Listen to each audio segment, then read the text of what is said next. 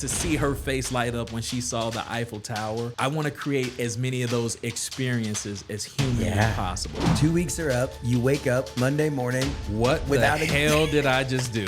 As long as those kids are taken care of and I'm constantly traveling and inspiring other people, that's what's most important. 138,000 followers. You get millions of views. You travel the world. You get to make videos. How do you balance ambition with contentment? From South Bend to Evansville and everywhere in between, this is Get In, the show focused on the Hoosier State and the incredible stories happening here today.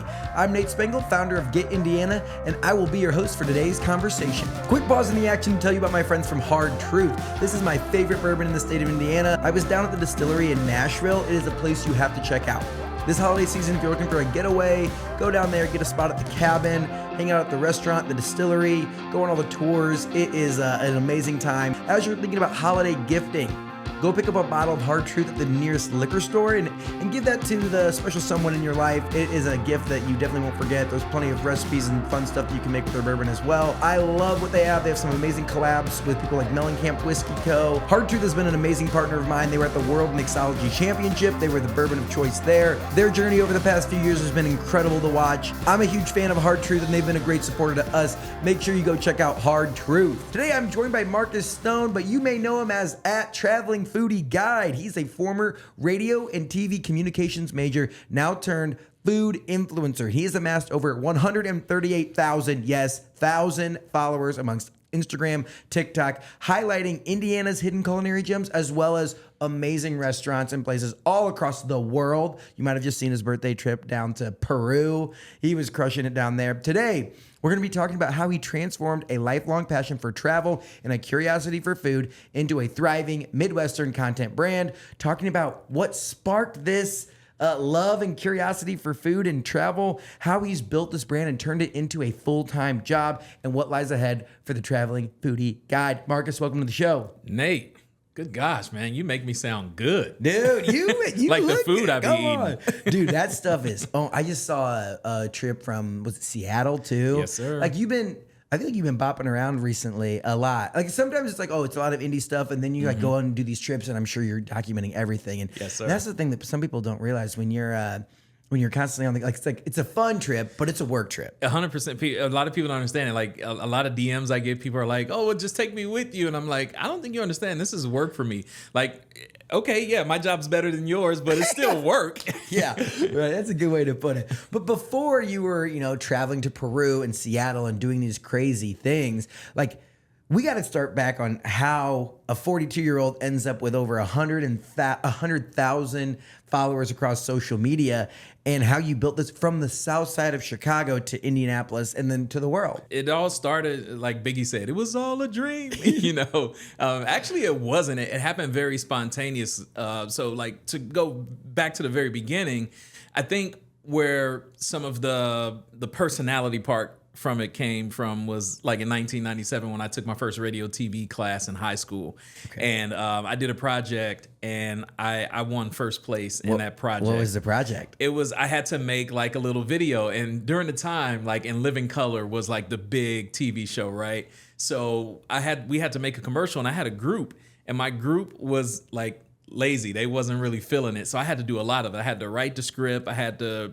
create the production. I had to, on one side of the paper, you had to literally show like, where's the camera? Where's the angles? And then on the right side, what's the script? Who's going to say what? Who's going to stand where? So I had to draw it all out. And so like I put a lot of effort and energy into it because my team, they could care less about it, but I took it serious.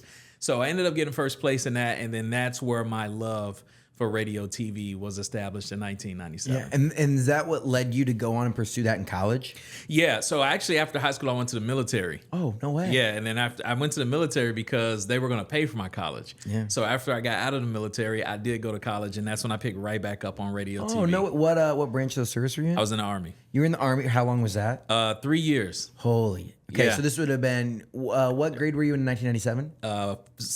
Freshman. I was a freshman in high school. So you graduated in like 2001? Yeah, graduated high school 2001, went right in. So September 11th happened right when I was in basic training. You had already committed to going the military route before September 11th? I actually joined the military, like swore in on Christmas Day 2000. Okay. while I was in high school. So you were already in, this is what you were going to do. You joined the Army. Is that like Fort Benning? Did you head down there? So I went to South Georgia. Yeah, I did go to Fort Benning, Georgia for airborne school because I was a paratrooper. I jumped out of airplanes. Yeah. This is going to be a brief detour because I Let's have go. to I'm dive here into for this. it. You join in December of 2020. You finish out high school. Yep. Then you have to Immediately go. go into basic and training, you're yeah. 3 months in, and September 11th happens. Absolutely. How did the vibe change? It changed dramatically. I think I have one of the, like, everybody has a September 11th story, like if you were around during that time. So I was born and raised on the south side of Chicago. We didn't have a lot of money. I wanted my mom to come to my basic training graduation. So I asked my drill sergeant, hey, can I go to the PX to Western Union, my mom some money for a flight so she can come out here to Fort Jackson and go to my basic training graduation? They said, yeah. So we drove all the way there. And as I'm standing in line at the Western Union, that's when the planes are crashing into the towers, right? And I look at my drill sergeant. He says, we're about to go to war.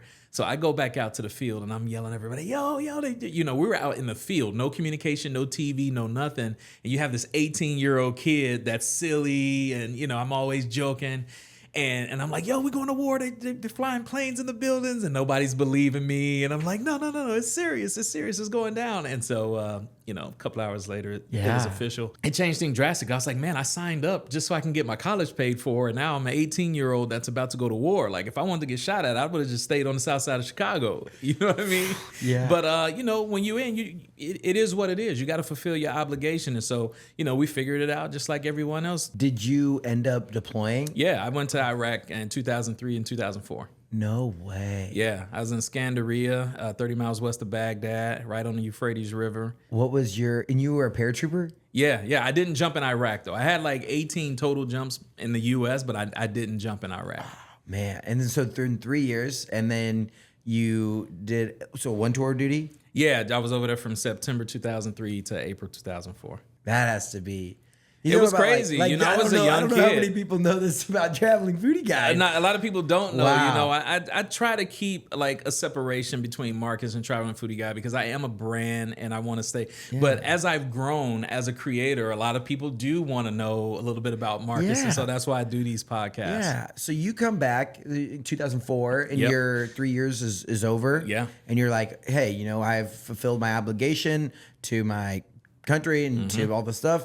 Now it's time to go to college. Time to go to college. Yeah, and so I went to college. I went to a community college in Champaign, Illinois, and they were like, "What do you want to major in?" And the only thing I can think about is radio, TV, because that's what I did in high school. And I was like, "That's just what speaks to my soul." I remember like everything about the creative process, from filming to producing to editing to the finished product. Like everything about that whole entire process. I mean, we're talking like late 90s, early 2000s that this was ingrained in my soul, that it was something that I was passionate about. Yeah. So you go to a community college and start to study. This is like do you get your bachelor's degree? How does that go? I had my daughter right around the time that I was about to get my associate's degree, and crazy now, she's actually about to go to college next month. That's wild. Yeah, tell me about it. Full circle. Yeah. I actually, so when she was born, I was going to college and I had 2 part-time jobs. I was working at Outback Steakhouse and Best Buy. And funny enough, she actually worked for Best Buy as her first job too. That's, so again, another full circle. Yeah. Right between the tech and the food, right? Like you knew that was like somehow going to come back together. I did not. I really did not. So I ended up, when she was born, a couple of months later, I got in the auto industry, and that's where I stayed for 17 years, just worked my way up the corporate ladder. Like a car salesman? Yeah, started off as a salesman and worked my way up to management and just kept going and going and going. What brought you to Indiana? A promotion. Okay. In the industry, yeah. So you got a promotion and it brought you to the north side of Indianapolis? Yeah, I moved to Zionsville because I wanted her to, she was an only child at the time, and I wanted her to just be in the best schools and stuff like that. Yeah. And through the research I had done, Zionsville was similar to where I was at in like Illinois. Yeah. Nice little suburban area, small, quaint feel, good school district, stuff like that. You're like working in the auto industry. You've worked your way up. A promotion brings you to Indianapolis. And at some point, like this urge to, like the radio production, the TV production, like all that stuff, like starts to rear back up. So the travel started first. So growing up where I grew up, most people don't have the means to be able to travel let alone travel out of the country. So because I was pretty good at what I did, it afforded me the opportunity to travel outside the country. I was spending a lot of money on material things, and I just had like an epiphany one day. I was like, I gotta stop spending so much money on material stuff. But when you grow up and you don't have a lot, and you now start having the means, you want to start having a lot. So you start doing it, and it takes a while to get out of those habits of buying stuff when you make the money you've never made before. But then I had the realization that experiences are more important. What was like the final thing, like big thing you bought, and you're like, this isn't really just like. It wasn't an actual thing. It was an actual recognition. Like, I'm getting a new phone every year. I'm getting a new computer every year. I'm getting a new car every couple of years. I'm constantly, upgrading houses. I'm like, there's just so much materialism that's going on. And what I realized was that your phone is going to get outdated. Your car is going to get outdated. Your computers are going to get outdated. Your clothes are going to get outdated.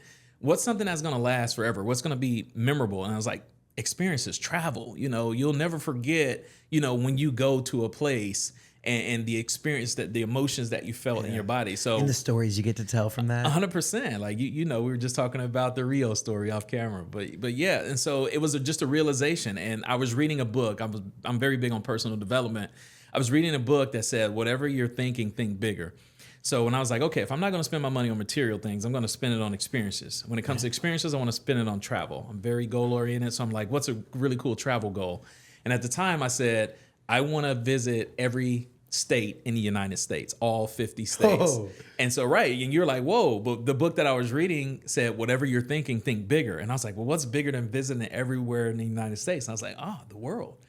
And so like, and at the time I also read another quote that said, if your goals don't scare you, they're not big enough. And when I said the entire world, it scared me. And that's when I knew it was big enough. Yeah. And at that moment, I went to Hobby Lobby. I bought a 5-foot wide map. And I literally sat on Google for 8 hours and I Googled most beautiful places in the world. And I started putting these tacks on the map of most, and I said, I'm going to go to all these places. And boom, I started. It's one thing. A lot of people have great ideas and they get the DIY itch and they go to Hobby Lobby and they buy the thing and they make it and then it just sits in the freaking garage. Yeah. And like they never touch it. And they never actually, like they may take that first step of like building a plan and they're grinding on Google and they have a Pinterest board and they ask ChatGPT to build them an itinerary, but they never go. What was the first one you went to? Dominican Republic, Punta Cana. That was the first place because that was kind of like me dipping my toe in the water. That's an easy, relative to like international travel, not that bad. Exactly. It was one of those ones where it didn't cost a lot of money. You're still getting out of the country. You're dipping your toe in the water. New culture, like like a lot of new stuff. Yeah. But then like that was my first one. It was, getting my daughter. I think she was probably 6 years old at the time. And I was like, okay, this is cool. So then after that, this is where it got like really scary again. I had asked my daughter if she can go anywhere in the world, wherever she want to go. And she had said Paris. And I think she was like 7 years old at the time. Sitting there Googling Paris and I'm looking at the prices and everything. And I'm like, nah, we not going to Paris. Like I had never spent that kind of money before. And then I was like, you know what? Like we work way too hard not to have these experiences, man. If I can buy all these cars and buy all this other stuff, then just save up for it. So you want to hear a funny story? Yeah. So I was in a high-level management position at the time. This was 2017, first quarter. And we can give us before you go there. When did you start the travel? Like what year? 2016. 2016. So you were grinding for a decade plus. Yeah. Before you like the material. Exactly. And then like 2016, you're like, nah, dude, I need to go see the world. Yes.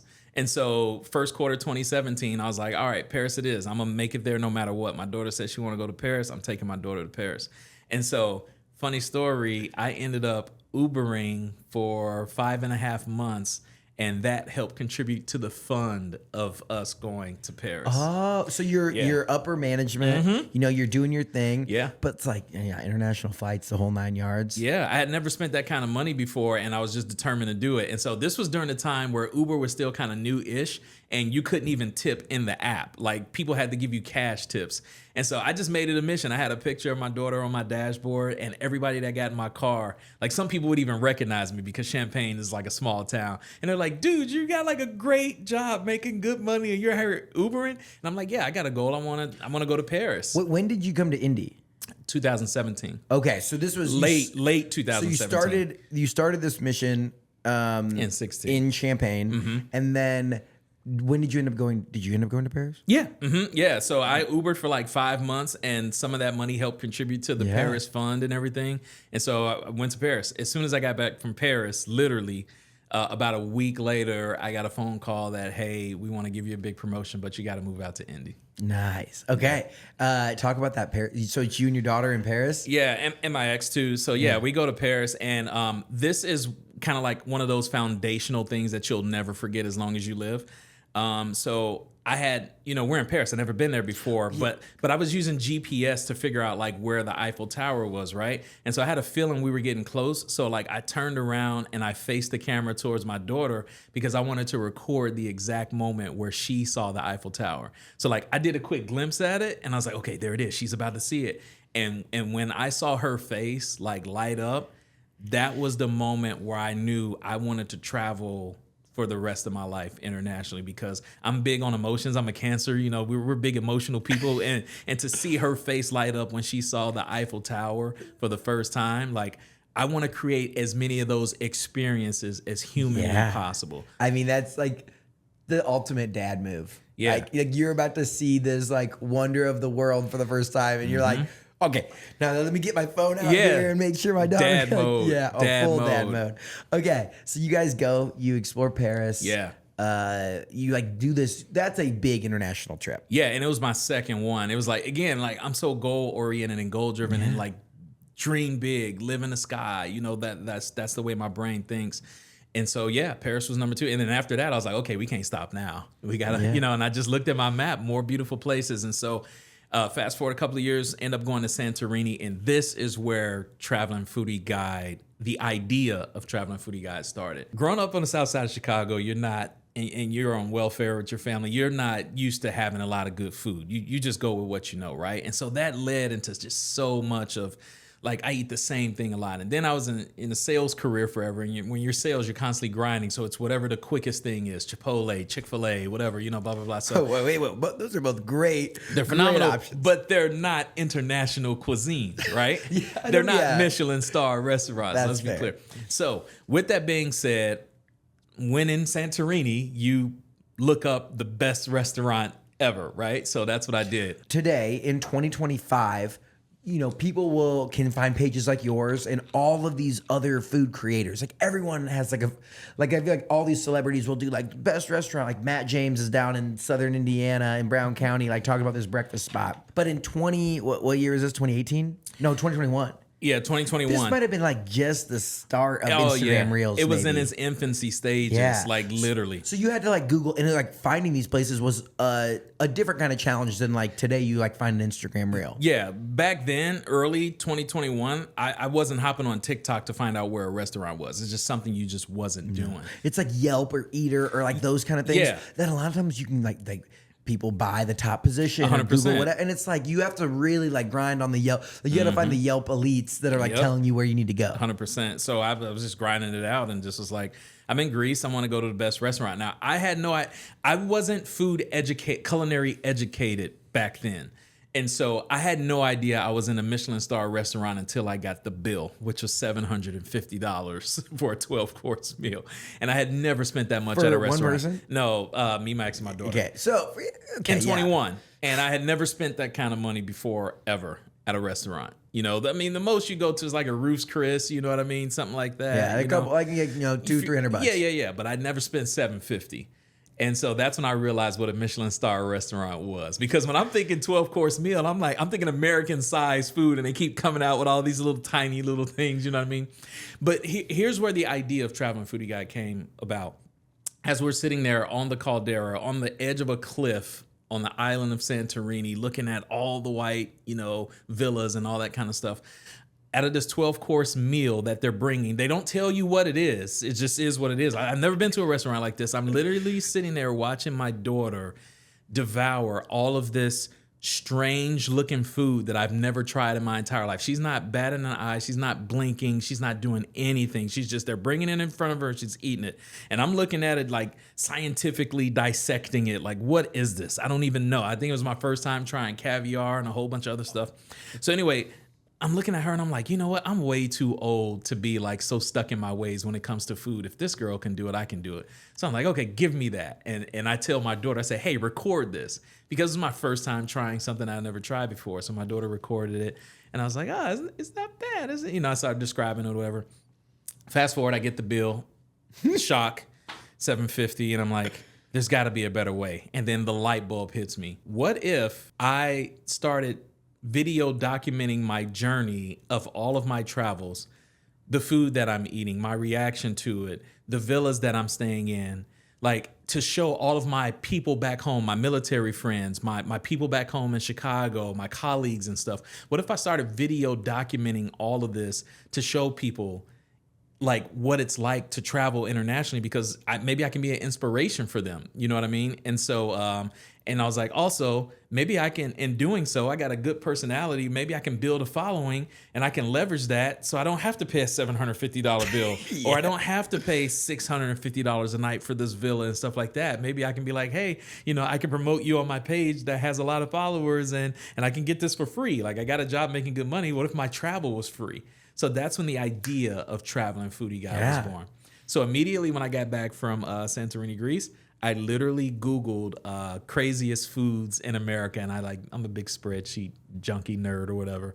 And so I got all this stuff organized. And so I had a fitness page at the time, and I only had 1,700 followers. I wasn't trying to grow it. It was just an accountability page.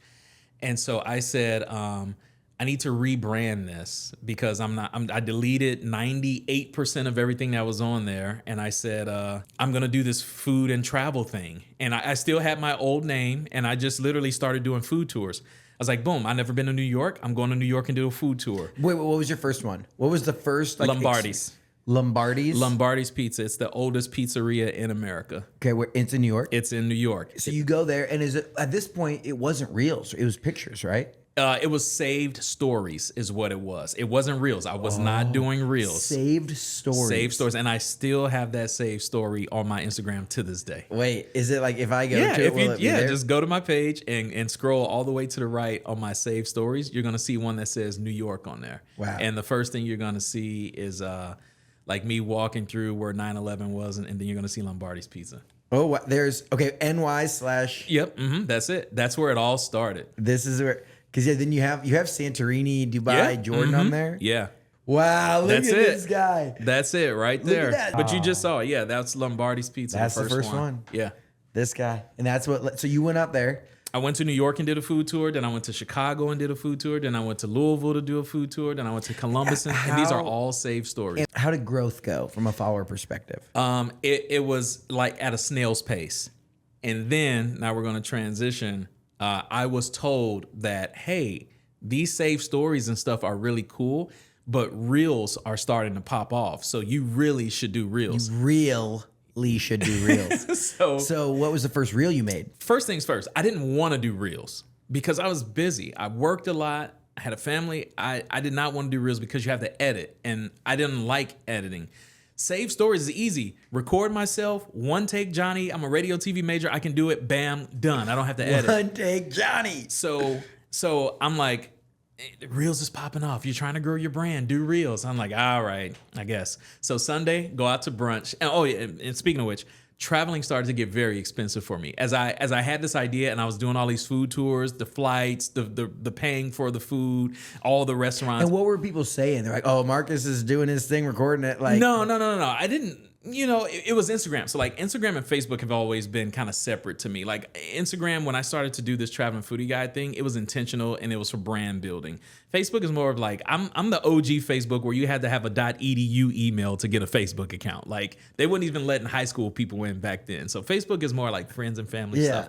So when I started doing Traveling Foodie Guyde, it just was what it was. I only had 1,700 followers. It wasn't a big deal. I lost some fitness people because they're like, man, we're trying to get fit over here. You're eating all this food. Like, okay, whatever. I only had 1,700 followers. On Sunday, I'm like, you know what? I'm spending a lot of money on these flights and all these restaurants and all this traveling, trying to build this brand up. I need to chill with the money side of it because I'm spending a lot. And so I'm like, I got to keep the content going though, because that's how you grow it. You got to stay consistent. So I'm like, well, let me just try to see something local. I never thought about food when it came to Indy. I didn't. I'm not from here. I had only been living here a few years and I was just so focused on work. This was something new. I just didn't think of Indian food. So I was like, well, I want to go to brunch. So looked up brunch, garden table, Mass Ave, downtown. So this was a completely different style of filming for me. Like I'm in there like holding my phone, weird walking, trying to be incognito and stuff like that. Especially early on, it's so embarrassing a little bit. It felt like, now granted, I don't care about the embarrassment part. It's just like it was in its infancy stages of a different kind. Like I had no problem when I was doing my save stories, like, trying the pizza, talking about it on camera, but this was different. I'm not talking to the camera. I'm recording everything. I'm looking like a weirdo in my mind back then, right? Yeah. And so even my daughter, like, she had never even seen me do it. So I'm like holding the phone and I'm eating the food, recording myself. And she's like, what are you doing? I'm like, don't worry about it. I got this idea. We got to pay the bills. Hopefully this will pay for your college one day. So like I go to Target. I'm sitting in the parking lot. I'm editing. And this is very important. This is very, very, very important. So I edit the reel. And once I'm done editing the reel, I'm like, what does this need? And I was like, this needs some music behind it. And I'm like, okay, what else does this need? I'm like, this needs a voiceover. And so I throw the voiceover on there. And then I'm like, boom, it's edited. I got the music, I got the voiceover, and post. I go back home, we go play Mario Kart. I'm not paying attention to my phone or whatever, but I just start getting all these notifications. Bzz, bzz, bzz. I'm like, what's going on? She's killing me in Mario Kart right now. And so I look up and I had never seen those type of views before. And I was like, well, I guess we're doing reels. Yeah. Right? Like what are we talking about, like view-wise? Granted, I mean, at this time, I probably had 3,000 followers. But thousands of views. Yeah. When you don't have that many followers, you're only getting like a few hundred, right? On average, because social media isn't going to show your content to all your followers. It's a pay to play, kind of franchise or whatever. So I start getting thousands of views on one video that I just made. And I was like, well, it looks like we're doing reels, right? So that's where it started. I was like, okay, well, since I'm doing reels, let me look around this area and see what food content creators are doing. And this is also very important, because we'll probably hop back into this and I want to plant the seed. So I looked up indie foodies. Like I just looked it up on Instagram and I wanted to see what other food content creators were doing, because I never thought about indie for food. I was like, I'm traveling foodie guide. I've traveled all over the city, traveled all over the world. So I saw what people were doing. And after I made my assessment, I said, the first thing that came in my mind was, how can I go left? How can I do something that people aren't doing? What I saw at the time was people like this is what it looked like on average. Someone would go into a restaurant with their phone. They would wave it around just to kind of show you what it looked like. They would wave it around the food to show you what the food looked like. And they would like, follow me for more. Like, that's what it looked like. And so my radio TV instincts kicked in. I was like, what's missing? What can I bring to the table? How can I be a person of value? It's like, number one, it's missing like a really cool voiceover. Like nobody's really talking on these reels. Nobody's doing cinematic style filming. It just seems like everybody's walking and just waving their camera around. Like, how can I make this look professional, almost like a commercial? And that was just the big thing to me. I wanted it to look high quality. I wanted it to look radio TV. And again, we're still talking like late 21, early 22. And so I was like, okay, with my personality, I'm fun, I'm upbeat. Let me make a really cool voiceover for this. Let me make sure I do cinematic style filming. Oh, I also see not a lot of people are actually showing themselves eating the food. Like if you're a foodie, you have to show your food, you have to show your reaction and stuff like that. Like maybe a couple of people were, but most people weren't. It was more so about like, follow me. Hey, I went to this really cool restaurant that you probably don't know about. This is what it looks like. This is what the food looks like. Follow me. Mm-hmm. And so my immediate thought was, how can I be different? So that's very important, because from day one, I never wanted to like fit in. I wanted to stand out, right? Because I had big goals of becoming like a travel influencer to show people. I didn't even know that term existed back then, but that's what it turned into. That's what my goals were. I wanted to be this person that displayed places at the highest fashion so I can build a big following so I can get my travel paid. The first reel from Garden Table, you know, it goes well. Yeah. Do you like how many followers did you gain from the first one? No. So okay. It's better if I explain it this way. So the first year, since I started creating travel content and indie, food content and indie, 10,000 followers. Took a year. Which I thought. How many videos do you think you put out in that first year? 2 to 3 videos a week. Like that first year. I think a lot of people don't see the hustle that goes into producing content. So my second year is where that actually comes in. So once I got to 10,000 followers, I remember at the beginning of the year, I was like, yo, this year I want to get 25,000 followers. So I'm like, okay, my first year I got 10. My second year I want to do double plus a little bit more. And I ended up getting 80,000 followers that second year. Holy smokes. And I was pumping out 5 to 7 videos a week on that, on top of working 60 hours a week, full-time job. So what I was doing was I would go to these I would literally go to 3 to 6 restaurants in one day on my off day and film all this content. And I would literally pump it out every single day. Okay. Wow. Let's dive into this a little bit. Because I do think people think, you go in there, you wave your phone around, you get a couple things, you say, follow me, whatever, you smile, you eat, and it's like, it's storytelling. Like a big piece of it is storytelling. And it's not like I had to post 112 videos before one got over 10,000 views. Yep. Like I get you got to grind early on there, and oh man, I got 5,000 views. Yep. They got 10,000 views. Let's go. I got 7 new followers. It's like very hand-to-hand combat. And I do think once you hit the 10K, when you hit the little K mark, you're like, okay, now we're and it starts to kind of snowball a little bit there. Yeah. And I remember having the conversation, there were I had started to become social media friends with a lot of other food content creators, and we get all invited to the same events, and everybody was happy for me because they're like, dude, you got 10K followers. And there was only 2 people that I had saw in the 20s. There was Sierra in the City and Mike G. And I was like, okay, Sierra, it reminds me of myself from a format of quality content and really cool OCD thumbnails and stuff like that. And Mike G was a young black dude that was cool, that looked like me, sounded like me, that showed me it was possible to actually grow in Indiana. So those 2 were my primary inspiration people. I was like, okay, they're showing me that if I stay consistent with producing quality content and just stay authentic, to myself, then it's possible. Yeah. And so I was like, okay, everybody's like, yeah, 10K. And in my mind, I'm like, yo, I want to have 1 million followers one day. I dream big. And so I was like, okay, 25 the second year. And then maybe, that's the way my brain was thinking. I hit 25,000 my first 3 months of that year. And I was like, wow. And I was like, okay, 50 then. And then it got closer to my birthday in July. And I was like, yo, it would be great if I can get to 50 by my birthday. I got to 50 by my birthday in July. And I was like, well, let's go for 100 then. I was like, wow, that would be crazy to go from 10,000 to 100,000 in 1 year. I ended up at 80. What year was this? This is my second year. I think it was 23. 23. Yeah. Okay. So you get to 23. You're right around 80,000 followers. Yeah, my second full year. Are you spending most of your time traveling or in Indy? Or Still in Indy. Indy because... What was the name, Traveling Foodie Guide? Yeah, I had changed my name to Traveling Foodie Guide by the time I had created my reel at Garden Table. Okay. So you knew that was the goal. It was I want to get my travel paid for. I want to do this thing. Where was the first time that you got a free meal from somewhere? So building my brand, this is very important if you're going to get inspired by this podcast to understand this. Initially starting out, I understood that in order to build my brand, I had to invest in myself first, which means I paid for 100% everything. I was building my resume. Every restaurant I went to, I paid for. I never asked for anything for free. I never asked for a discount. I was building my resume.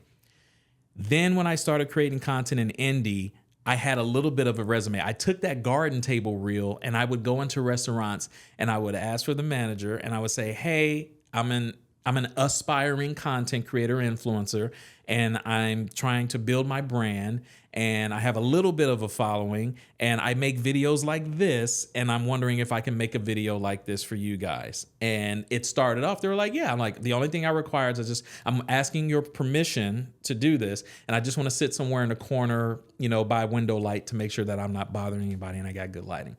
And so that's what it was. And so I took that Garden Table video and I went from restaurant to restaurant to restaurant saying the same exact thing. And then it went from, okay, yeah, I don't care, do your thing. Because it wasn't that popular during that time. Yeah.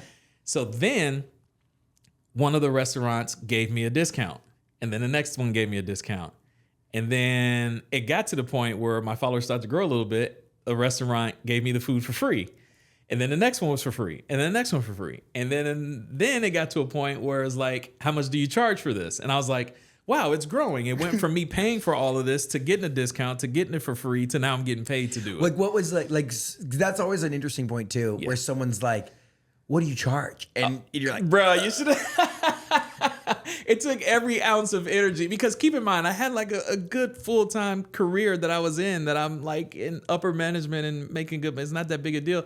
So I just shouted, I didn't bat an eye. I didn't make a facial expression, but in my brain, I was like, holy crap. Like I can charge for this, but what'd you say? I said $100. Oh, I said $100. Dude, that's bold. Yeah. I feel like, I mean, how many followers do you have at the time? 3,500, 4,000, something like that. I mean, $100, and they're like, yeah, sure. Yeah, exactly. I mean, as a business owner, $100, it's new. I mean, what's a business owner like? What do I got to lose? It's $100 if nothing comes from it or whatever. Exactly. So he goes from, you're like, you're getting permission, you're doing all the stuff, it grows, and then you're like, yeah, $100. Like, and that's the case. Like, everyone's just figuring it out. Mm-hmm. So here's a question I have for you. Mm-hmm. You go from like exponential growth, 10,000 to 80,000 in 2023. Yeah. Here we are today in 2025.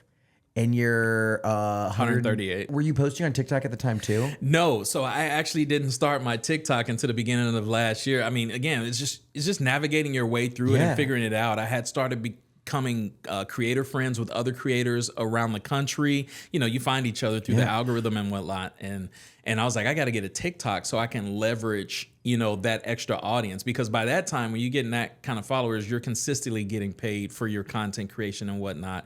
And so I wanted to leverage it by any means necessary. Yeah. Obviously, the growth rate slows down a little bit in 2024, right? You didn't go from 80 to a million. Right. So like how did that like change your perception? Like what ended up happening there? Take us through that. The market started to become very saturated. That's part of it right there.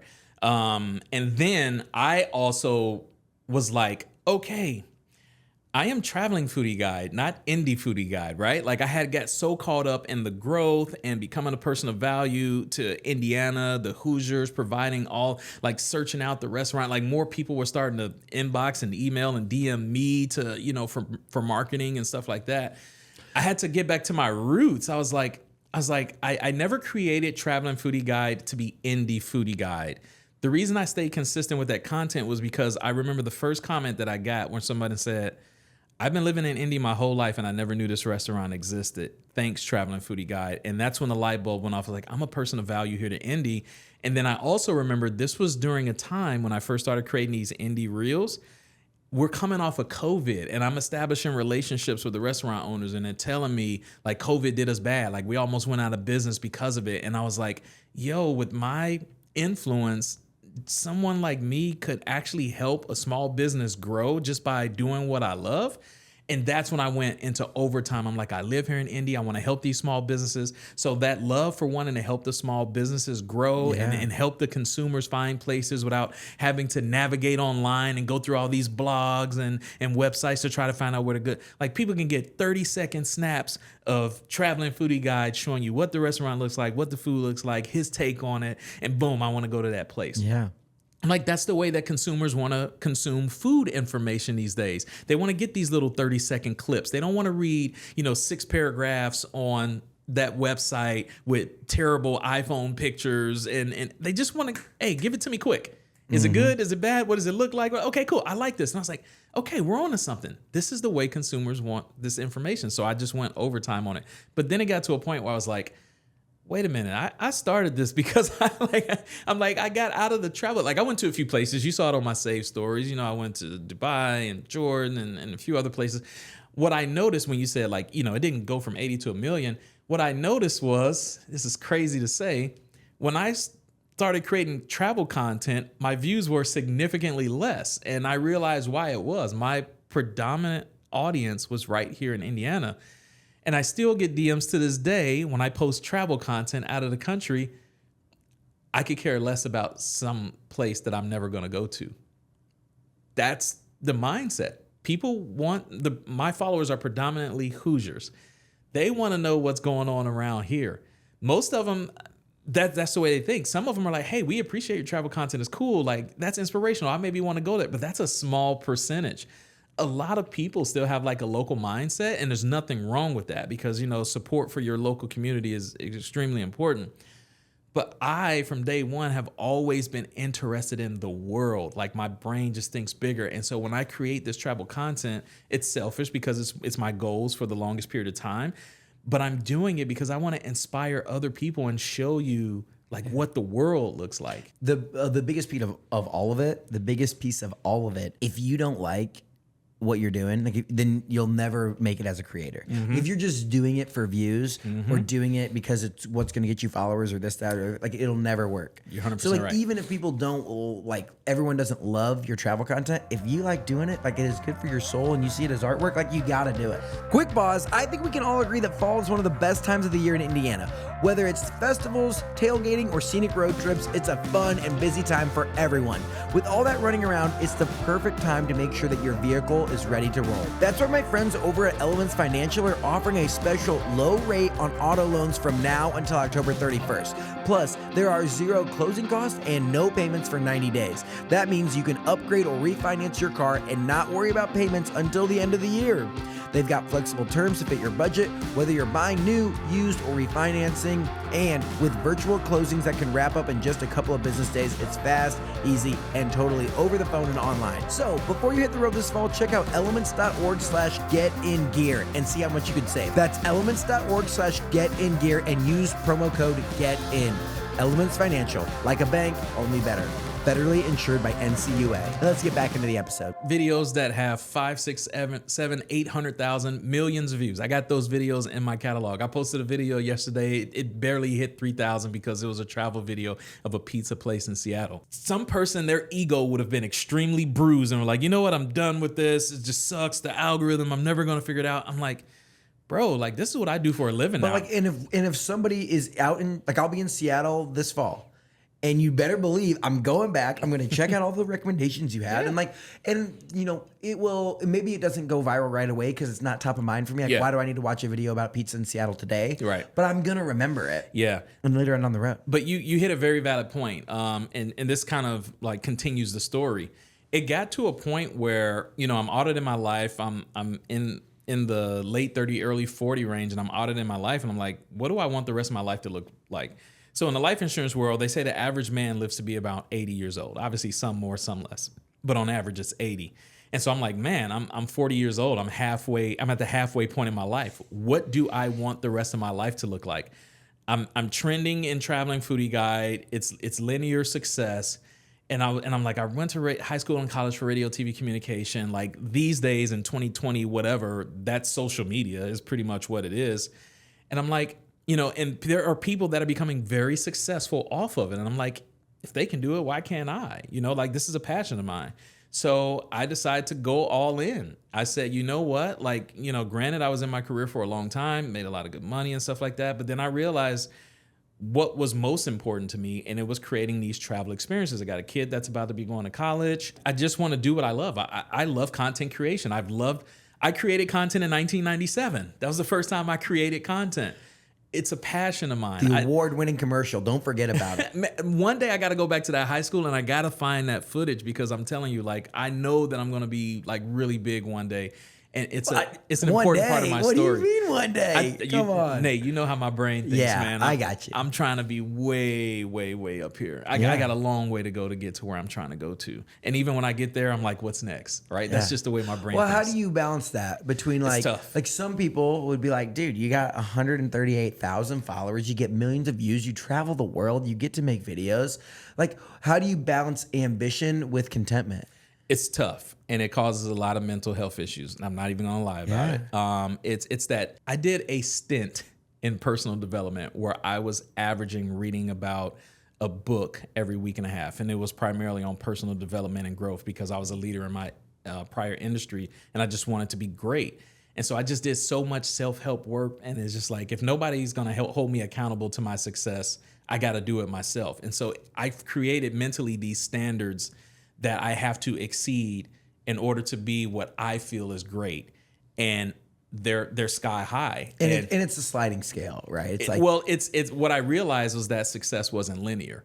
I didn't know. Once I started to learn more about successful people, I realized that no one had become their definition of success by just going up and up and up and up. They had to go through some of these leaps and bounds and peaks and valleys. and it's like, the more I learn and like study into this and think about it, it's not like, there's not like a follower count or a view count that is like success versus not success. It actually, from my perspective, gets broken down to the habits. It's like, am I doing the inputs every day that successful people do? Like, you're going to be successful. And like, whether it's 50,000 or 100,000 or 1 million followers or views or whatever it is, like, that's actually not how successful people, their bank account. I don't think there's like a moment where you're like, oh, yep, $276,000 in the bank. Now we're successful. You hit it right on the head, and I'm glad that we actually having this conversation because there's a few things that I've learned along the way. Success isn't determined by the amount of money that's in your bank account. And I've had several definitions of success over the years, but my most recent one that I'm sticking with is being able to do what I want, when I want, with whoever I want. That's my definition of success, and it has no amount of money attached to it. Because I live my life's purpose right now over the age of 40 with two primary things in mind: making sure these kids is taken care of and traveling. Like those are the two main things that I'm focused on right now. My daughter's college gets to get paid for so she can pursue her dreams. I got the little one, making sure that, grooming him into something great. And outside of that, travel. Experiencing the world, exploring the 7 wonders of the world, hitting up every continent, exploring different cultures and stuff like that. I don't care how much money is in my bank account, as long as those kids are taken care of and I'm constantly traveling and inspiring other people to live out their dreams. That's what's most important. And I think there's actually a good exercise that all listeners could go do. And it's like you got to build your North Star and find out like where you're trying to get to. And it's like, kind of sounds like foo-foo or whatever. But truthfully, if you don't know what direction to paddle, and it's like every day you might not take 1,000 steps towards your North Star, but you might take like a few baby steps. Yeah. You might like at least point yourself in the right direction. And I think once, for me specifically, when I started to like really lay out goals and have a what that I wanted to do, it's like, oh, now it's like we're every day, we're just like getting a little closer, getting a little closer, getting a little closer. And you're building these successful habits versus just being like, oh, one day, like, because it never will be. Like, you'll get to your bank account number, you'll get to your follower count, your view count, or whatever, and you'll just be like, more. Yeah, like, what do you mean? You want Like, more. yeah. You hit it right on the head because in order for me to do what I do now, which I just hit the 1 year mark of doing this full time as my profession. Congrats, brother. I had to take a pay cut. I really did. But I had to think about what was I sacrificing, what was important to me, and how did I want to live the rest of my life. If I lived the rest of my life chasing money, I would consistently have headaches all the time. And after you're over the age of 40, like, you just realize that I just want peace in my life. Like, you're young. So then, you lead into social media. You want peace, and you like become a social media influencer. Like, bro. It was very peaceful when I was at Machu Picchu. It was very peaceful when I went to go see Christ the Redeemer. It was very peaceful at 6 o'clock in the morning when I was at the Eiffel Tower and I took a selfie by myself. It was very peaceful when I went to go to the Roman Colosseum. It was very peaceful when I woke up in Maldives at the #1 Airbnb in the world. Peace. The #1 Airbnb in the world. Magic Hills, Bali. Yo. It was very peaceful, Nate. This is the #1. Can I ask, like, what's a night there? Guess what? That's what Traveling Foodie Guide is all about. It costs Traveling Foodie Guide nothing. That's so sick. What does it cost not travel? What does it cost? It doesn't even cost a lot, though. It really doesn't. Like, look up the rates. It doesn't even cost a lot. Wow. But it's very inexpensive in Bali. There's a lot of Americans moving over to Bali right now because the dollar goes so far. Yeah, like 2 nights, you're $700, $800 a night. Yeah. Like, not bad, honestly. Yeah. But it was peaceful. But it was peaceful. And then you check your comments and you're like, there goes my peace. Classic. Okay. Talk to us. So you do this introspection, but were there like specific targets or numbers or anything from the business side that you were thinking about that you had to hit before you were willing to leave a stable career with 2 children? Yeah. So I had gotten used to making a certain amount of money that I'm not going to talk about. Yeah. Everything is about perspective and context. Yeah. And I was told a long time ago, sometimes you don't talk about your goals and your money because certain people may perceive it as bragging. And that's not the type of person I am. That's not in my DNA. I do what I do for my own personal goals and my own personal life. I don't throw nothing in nobody's face. Yeah. I remember the first time that I had made a lot of money in 1 month from traveling Foodie Guyde. Yeah. It was as much money as you can make in a corporate career. Yeah. And at that point I was like, is this sustainable? Is this can I do this consistent? And so I made a goal. When it got to about 3 months from that point, I actually looked at my year-to-date at my career and I looked at my year-to-date at Traveling Foodie Guyde, and they were very close to each other. And I said, I do Traveling Foodie Guyde 2 days a week and I do this 5 days a week. Then that's when a light bulb said, is this my exit strategy? And so I said, okay, I want to make sure I have X amount of money in the bank account. I want to make sure that I can sustain this type of income consistently for a while. And if I have X amount of money in my bank account, a savings account, and I have assets and stuff like that too, but if I have this amount of money in my savings account and I'm consistently making this, if I'm doing this 2 days a week, what if I did it 5 days a week? And so I scaled it and I put my 2 weeks notice in and I said, this is what I want to do for the rest of I prayed about it and I said, this is what I want to do for the rest of my life. 2 weeks are up. You wake up Monday morning. What the hell did I just do? You're like, yo, take me back. Come on. What the hell did I just do? What do you do? You wake up and what do you do? I smiled. I really did smile. I woke up and I smiled because for the past 17 years, unless I took a vacation, I've worked every single weekend. Oh, yeah. The auto industry. Yeah, I worked because that Saturday is your biggest day of the week. It's when everybody's off work. It's when everybody goes shopping. Do you like Mondays or something off? It was Thursdays. You get Thursdays. So that's when I was creating my food content on Thursdays, going to restaurants all day. So I smiled. I was like, wow, I got a Saturday off and I'm not on vacation. Like, what do I do with myself? Like, but I did smile. But it's crazy because it was like, that's when, remember, success isn't linear. That's when it went down for me. It literally went down as soon as I quit my job. And I was like, okay, thank God I got my assets. Thank God I got this money in my savings account. Thank God I have excellent credit. Like, thank God, I'll be all right. It's not the end of the world. It's time for me to go traveling. You know what I mean? So I just did some traveling and just enjoyed life. And I was like, it's okay. I got my account, little things come here and there, but it got a little bit scary. I never was too scared, but it got a little bit scary. And then like first quarter, it's crazy. This is 25 now. First quarter 25, like the economy is going crazy at January, the beginning of this year. Expenses are going up, income is going down, places are going out of business. It's not a good time for restaurants to start marketing in January and February. It's their slowest months. And I'm like, okay, it's not all rainbow sunshine and unicorns, but thank God I got money in my savings account and this stuff. But then that was just me being me, because honestly, I just have sky high goals. Like, yes, I took a pay cut, but that doesn't mean that I want to stay at that place forever. Like, Traveling Foodie Guyde is a business, and I would love to be at income replacement, to be making the money I was making doing what I love, Yeah. And it's trending in that way. But the first couple of months, it wasn't trending that way. And crazy enough, if people knew what I made in January and February, they'd still be like, dude, like you still were killing it. And I'm like, your definition of killing it and my definition of killing it is just two completely different things. You have, like, it's different for me. Like, I'm a solo guy, lives here in Broad Ripple. Like, I don't have kids to think about. Yeah. It's like, so it was really easy for me. I left my job in May of 24. Congratulations. Yeah. It was, so I hit 1 year, but I didn't know anything about income. I was like, dude, I'm pretty honest. We made 10 grand at the Indy 500 in 2024. And I was like, 10 grand to tailgate? Like, I can do this. Let's go.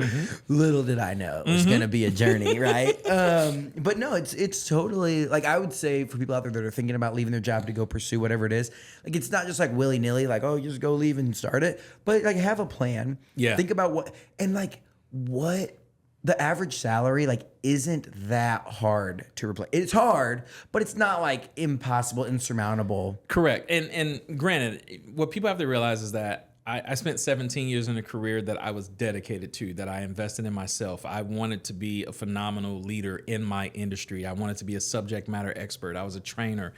I invested in myself, therefore I got great results, and so therefore I made really good money. So income replacement for me is hard. I didn't make the average salary. So honestly, if Traveling Foodie Guyde makes $10,000 in a month, that's a failure for me. I can't live off of that. I can't. I have a mortgage. I have car payments. I have bills. I have a kid in college. I got a kid that just turned 1 year old. Like, I have to make more than that. Yeah, I can eat ramen noodles and like chill and brown ripple. But obviously, like one day, like as you continue to grow, like I do think that's like just an entrepreneurial thing in general. Like the older you get and the more money that you make, the harder it is. So like the risk that you take, even though like on paper, not even on paper, in general, like, oh yeah, we both quit our jobs around the same time. The risk that you're taking is like if it doesn't work out for me, like I could go get a marketing. Yeah. Like I'm not gonna lose. Like I don't have that much to lose anyway. Like no one's counting on me to pay the bills. And you know what's driving me? Like literally passion is just literally driving this vehicle right now because I believe in myself. It never was about just being a local influencer that goes to restaurants and does these little videos. Now, granted, when people see Traveling Foodie Guide for the first time on social media, that's what they see. They see a guy going to a restaurant, but having an opportunity to have this conversation with you on a podcast gets people to know the deeper underlying passion that went behind it from its infancy stages of what drives me. They get to know Markiss. Yeah, man. Yeah. This is awesome. Like I love hearing. I mean, there's just not that many full-time creators in Indiana or people that have built, any sort of media business. So I find it very fascinating to hear your story and like what got you to take the leap full time to do this after a 17-year career. Yeah. At 42 years old, man. And think about this. My space that I'm in, content creation and influencing, is primarily dominated by 20-something-year-old beautiful people. And I'm not that. I'm 42 and I'm no Morris Chestnut. You know what I mean? If you're not a just straight up beautiful supermodel person, your followers should count as like 3. Yeah, seriously. It's like you guys do $100,000 and you didn't post a thirst trap, dude. For like real. that's impressive. Come on. Okay, talk to us about what's coming down the pipeline. What can we expect from Traveling Foodie Guide as we continue to close out 2025, head into 2026? This will be coming up on year 2 for you. Full time, yes. So I want to transition more back into travel content because being in indie and creating all the indie content got me where I'm at now, but it's not going to take me to where I want to go. Again, when I started this, it was all about international travel. So expect more travel content to other countries. My current goals are visiting all 7 wonders of the world. I've already seen 4 of them. So actually, you're the second person to know this, but I'm going to see Chichen Itza in a couple of weeks. Which one's Chichen Itza? It's in Mexico. Oh, that thing. But it's like the thing. Mayan temple or Aztec, Inca, something like that. Okay. Over by Tulum, yeah. Yeah, I'm going to Tulum in January. So if you have any good Tulum recommendations. I got you. Don't worry. Chichen Itza. Okay. And then also next year, I'm in the process of planning the pyramids in Egypt and the Taj Mahal in India. And last on the list would be the Great Wall of China. So wait, what 4 have you hit so far? I've seen the lost city of Petra, Jordan, the Roman Colosseum, Machu Picchu, and Christ the Redeemer. Christ the Redeemer. Yeah. And then it'll be Chichen Itza. Chichen Itza, Taj Mahal, and Great Wall of China. And then the other one's just for, what was it? The pyramids? They have the pyramids as the old 7 wonders of the world. They don't count it as the new 7 wonders of the world. It's crazy. Interesting. But I put it in there because, we're talking about the pyramids and Guyde, right? Dude, that's awesome. So, and I do believe that when you have a campaign, like a journey. Yeah. People are invested. Like, this is my journey. And then you could even go back and re-edit that stuff of like 7 wonders of the world. I visited them all. I'm on this mission. Like anytime I got all the content. Oh yeah. I may need to go back to Paris because when I was in Paris in 2017, I wasn't a content creator then. Yeah. But what's really dope is so I'm a photographer too. And when I started doing this traveling thing, like I would take my DSLR and I would like take these pictures. The sad thing is like I never printed any of them. So just this, I want to say 3 months ago, I started printing my pictures from all over the world on these 20 by 30 canvases that I'm going to hang in my house. So like if you ever come to my house, you'll be able to see like all of my, and it's crazy. A few people come over, they be like, who took these pictures? I'm like, me. Like people know me as a content creator for video, but I'm like, yeah, these are like pictures from 2015 and 16 and 17 and 18 and 19 that I took that I'm just now blowing up and making big. So awesome, dude. But yeah, my long-term goal for Traveling Foodie Guide is I want to have my own television show. I don't think that there's any television show like the one that I want to create because it doesn't encompass all three things together. If you want to know where to eat, you go to like the Food Network, right? If you want to know where to travel to, you go to the Travel Channel, right? Like, Guy Fieri has his dime. But there's not a show that has like the human itinerary effect into it, to where it starts out with where to go and what to do and what to eat and where to stay all in one. Like, there's no show that exists like that. And when people travel, that's what they want to know. Where am I going to go eat? What hotel, Airbnb, or villa am I going to stay at? And what am I going to do? There's no TV show that encompasses all of that. So I want Traveling Foodie Guide to prove to be the first TV show that encompasses everything with travel. All right. We got some listeners from some different television media organizations. Let's make that dream happen, dude. If you're watching this right now, I'm telling you, Traveling Foodie Guide Approved is going to be one of the best TV shows that's out there on your network, because no other TV show like it exists right now. The interesting thing is, like, why would it even have to be a TV show? It could just be like a YouTube channel. I think it's the radio TV in me. Yeah, I think I think that might be like an old school thing, because like, look at Mr. Beast. Like, I would rather be a Mr. Beast than any network. Like. And maybe it could be that. Maybe it could be both. I would actually say look into like getting the show, like figuring out how you want to do it in a YouTube format, and license that content. And that's like do the Pat McAfee thing. That's part of it right there. It's like starting to create content towards that journey to where it will attract networks. It's so interesting too. Like, we do a lot of YouTube. We've been like putting a lot into it. It's hard. It's very hard. So It's my least followed account. It's so different. I'm like, it's so funny. I get comments on my YouTube all the time, like, how is this channel not bigger than what it is? This is great content. And I'm like, I don't know, bro. Tell your friends to follow me. Yeah, like it's the same way for. But it's because this is I'm not gonna act like I'm the expert in YouTube here, but YouTube somehow knows when it's a video made for YouTube. Like, if I sit down in the camera with a teleprompter and I'm like, this is your guide to all things Indiana, like blah, blah, blah, blah. In this video, you're going to learn about this, this, and this. And by the end, you're going to be an expert in everything Indiana. Then it does well. And if I just like post a podcast clip or I like post a reel, no, doesn't matter. And what I think it is I don't have the capacity, and maybe I need to hire people. I don't have the capacity to engage with people like I do on my Instagram account, which is why like my TikTok account is doing okay, but I don't invest the amount of time in my TikTok as I do my Instagram. Like, when people see me out in person around Indiana, they show me so much love. And it's crazy because I can tell which platform they follow me on by how they approach me and their age. Yeah, right. Usually the younger people are like, oh man, I love your TikTok Traveling Foodie Guide and stuff like that. Like, I go to the fair and see some of the younger people and I'm like, TikTok? I'm like, man, my followers are on IG. And somebody in, late 20s, early 30s and up, they're like, oh man, I love your IG content. It's like, you can tell right away. But does it come back again like oldies? Like, I say that with respect. Oldies. With respect. Like, there are grandfathers on TikTok that love me. Yes. They go nuts for it. Same. I'm in restaurants, and the seniors, I guess that's an easy way to put it, the 55, 60 and up, they'll see me when I'm in the restaurants recording content, and they're like, they'll walk by and tap me on the shoulder. Young man, I love what you're doing. Yes. And I'm just smiling, you know what I mean? Like, wow. Legendary. I love it, dude. So fun.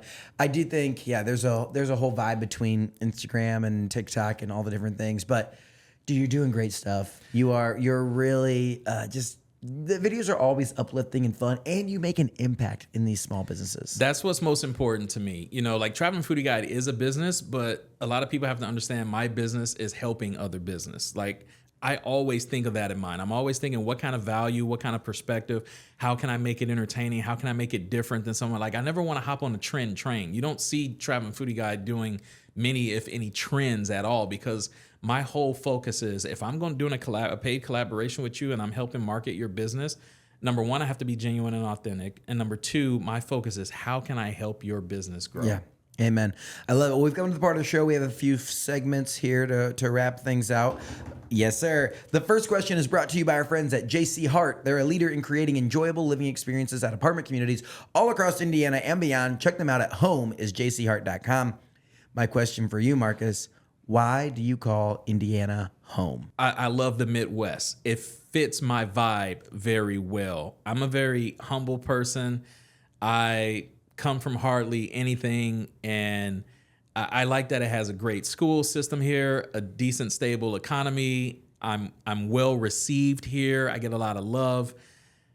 I don't know if I would have that same experience anywhere else. I can go back home and live in Chicago, but it's so expensive. I'd be broke. I can go live in New York, LA, and try to pretend to live some fancy lifestyle, but that doesn't interest me. Like, I love the cost of living. I love how I'm received. It's a great place. I get to experience all of the seasons here, you know? So, yeah, I love Indy. And Indy helped make who Traveling Foodie Guy was. I got to pay my loyalty, my duty, my respect, and my homage to Indy. Amen. That's why I'm rocking this jersey right sir. here. Come on. All right. We got some rapid fire lightning round questions for you. What was the dish that you ate the first video in Santorini? Caviar. So first time trying caviar. First time trying caviar. Did you like it? And I did. And I eat it to this day every time I see it. Hey, and that's what Traveling Foodie Guide is all about. Trying things that you never tried before. Yeah. Okay. When Markiss's television show, Traveling Foodie Guide Approved, launches, what's the first episode? I want to take my mama to Africa. Wow. I want to take my mama to Africa. We didn't have the best relationship for the longest time, but we rekindled that relationship about 5 years ago. And ever since we did, we've been rocking and rolling. Did you just take her somewhere? No, I FaceTimed her in Rio to show her the Christ the Redeemer statue. That's amazing. Yeah. What was your first video to get over 100,000 views? And I want to say it was one of the Hughes culinary videos. Do you remember what video you had posted that took you over 100,000 followers? It wasn't a video. At that time, I was averaging about 1,000 followers a day, and I just kept watching it tick, tick, tick. I kept hitting refresh, and it just kept coming. That's sick. And I was like, "Ooh, in about 5 minutes is gonna happen." It wasn't a video. Like seriously, I remember there was a time I was averaging about 1,000 followers a day. Dude, that's just gotta feel like you got lightning in a bottle. You're just crushing. I want to get back to that. What's been the most surprising dish you've ever eaten? Okonomiyaki. Okonomiyaki? Osaka, Japan. It's a fried cabbage dish that incorporates squid, octopus, shrimp, and other seasonings and flavors and all that. It's been the most interesting dish that I never thought that I would like ever. Okonomiyaki. Okonomiyaki. Yeah. Okay, I love that.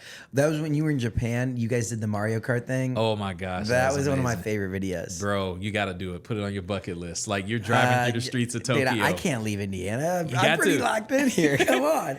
No, I love that one, dude. Is there a food that you still refuse to try? I've tried it twice just because I'm like, now that I've expanded my food palette, let's keep trying it, but I just can't get past raw oysters. The first time I tried raw oysters, it was at Raw Bar downtown, Mass Ave, did it in a story and spit it out. Now, and it was on my story forever too. It got the most engagement that I had ever gotten at that time.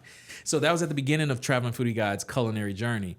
So I tried raw oysters again, like literally like 5 months ago. And I'm like, nope, my palate still hasn't developed over all these years to love these raw oysters. I'll do Rockefeller all day long, but I just don't think that I'm going to try raw oysters again. There you go. Hey, yeah. I think that the authenticity is good, though. I'm going to show you this, but you have to promise me one thing. Yeah. You cannot say the name of the restaurant. Okay. Okay. Promise? Promise. All right. You have my word. This is a marketing company that reached out to me, and you can see the date says yesterday. And I'm going to hand you my phone in a second, but as you can see, yesterday they reached out to me and they represent a place, right? Mm-hmm. And so do me a favor, and I want you to read this before you say it out loud because I want you to omit the restaurant name on that. So this was someone who approached me yesterday to collaborate with a restaurant. Give the viewers and listeners a synopsis of what you just read. When it comes to this restaurant, unfortunately, I wouldn't be able to collaborate. I've tried their food a couple times, and I'm just not a big fan. I wouldn't be truthful to my audience by saying it's good. What's the date on that? That is July 29th, 2020. That is yesterday. That's yesterday. That's yesterday. And I appreciate that. Because so many people think that all he does is just turn on the camera, smile and wave and say it's the best thing he's ever tasted. That is so important for people to know. And that has happened multiple times. People think that, oh, Traveling Foodie Guide just gets paid to turn on a camera and try food and say it's good. I've got the comments of, oh, Traveling Foodie Guide says everything is good. If Traveling Foodie Guide says it's good, it's on my page because I like it. Now, my taste buds are different than yours, and we all have subjective taste buds.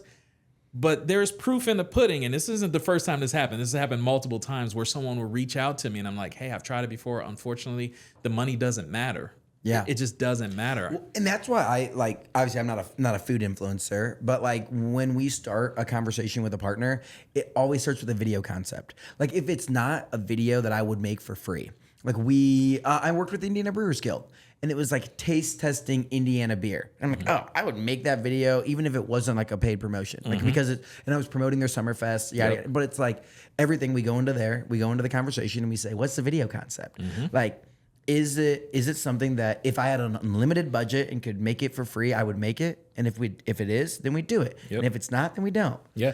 I get approached by a lot of alcohol companies. I have to decline every single one of them because I'm like, Traveling Foodie Guide is not, I don't drink alcohol. So I can't get on my platform and tell people how good wine tastes because I don't drink wine. Your cocktail, it's like, I just don't drink. So well, if you need someone to tag along and like take the bullet for that one, I got you, right? There are a lot of business restaurant owners that are going to come and watch this. If you had a few tips for a local small business owner about marketing, whether it's their restaurant or their business, what would you say? I would say build your brand organically online. So there's two ways that you can, a lot of questions that I get is, how do you accomplish this growth? There's two ways you can do it. You can do it organically, which is harder and a long, lonely road. You have to stay super consistent. You have to be educational, valuable, and entertaining at the same time. You have to do it just about almost every day. Or you can do the paid route. If you have a bag of money, make some content, throw some paid ads at it, pay to play. Hit us up. Right? Yeah. Like you want to get some views. Like, come on. You pay to play. I went the organic route, but I would say if you're a restaurant owner, you're trying to grow your business, it all starts with your brand because all of your customers are online over 8 hours a day looking at their phone, and your business should be in front of them. Traveling Foodie Guide's a business. Why do you think I post so much? I'm in front of people all day long. I totally agree with that. The one thing I've given a tip is look at your screen time. Like look at your personal screen time. There's so many people that want to go viral and want to be influencers, want to be this, but they don't know the culture online. Like I bet if we went and dissected your screen time, I bet Instagram would be number one, TikTok would be number two, or from like a social media platform. Yeah. Instagram would be number one, TikTok would be number two, YouTube would be number three, and that's based on your subscribers. But I bet if you switched it and you started spending all of your time on YouTube, learning how it works, interacting, commenting, doing all things, I bet you'd start to see that growth rate increase. I see that all the time. If what gets measured gets managed. If I spend like a 2 or 3 week stint on TikTok, I learn more about TikTok and I post better TikToks. And then my Instagram like dwindles off. And then if I spent more time on YouTube, my YouTube would grow faster. So many of these marketers, it's like if your social media manager like isn't consuming content. Like, and I hate to say it, like you gotta have good screen time if you want to produce good content. You're right, man. It's kind of like bad. I've worked with so many marketing companies and I've seen so many people, but comparison is a thief of joy, and I never want to talk about anybody else. But I'm just like, the worst thing you can do is take advice from somebody who hasn't done what you're wanting to do. And I see so many people out there giving advice about things that they haven't done to people to inspire them. And granted, it's like I do think it's easier to grow a personal page, but like we're doing it with our company page right now, and it's a grind. But like but we are like in the ecosystem. We're like commenting out that we're doing the whole thing. Like I mean, I don't know if you've worked with them, but I know they go to Bulls in Business, and I sing their praises. Yeah, Bulldogs moving company. They're great. They're doing a phenomenal job right now, dude. It's moving. They're killing. They're doing it exactly right. If they stay consistent, they will go to the moon. Yeah, it's a moving company. Yeah, like let's be no offense to them. I love it. You're hitting the hammer right on the head because truthfully, it doesn't matter what your business is, whether you're a restaurant or a moving company or an electrical company or a plumber or whatever the case may be. If you build your brand, your job is to say, whenever someone does think about plumbing, I want to be the first person that they think about. Amen. That's the goal. I love it, dude. All right, we've come to the part of the show. These are the same 3 questions that we ask everyone who comes on. Markiss, you have traveled the world. You've been to 4 of the 7 wonders of the world. You talk about going to the DR, you're going to Greece, you're doing all these crazy cool things. You've been around, but what's something that the world needs to know about Indiana? Indiana is a great place to visit, and if you haven't been here, you need to come here, and you need to have an open-minded, optimistic attitude. There's such a negative public perception of Indiana that influences people's mindset to make them not want to come to Indy. But I'm the type of person that will always find the good out of anything, anywhere that I go to. So if you just open your mind and have a positive, optimistic mindset and come to Indy and talk to people who love Indy and can show you things about Indy that's phenomenal about it, it just may change your perspective.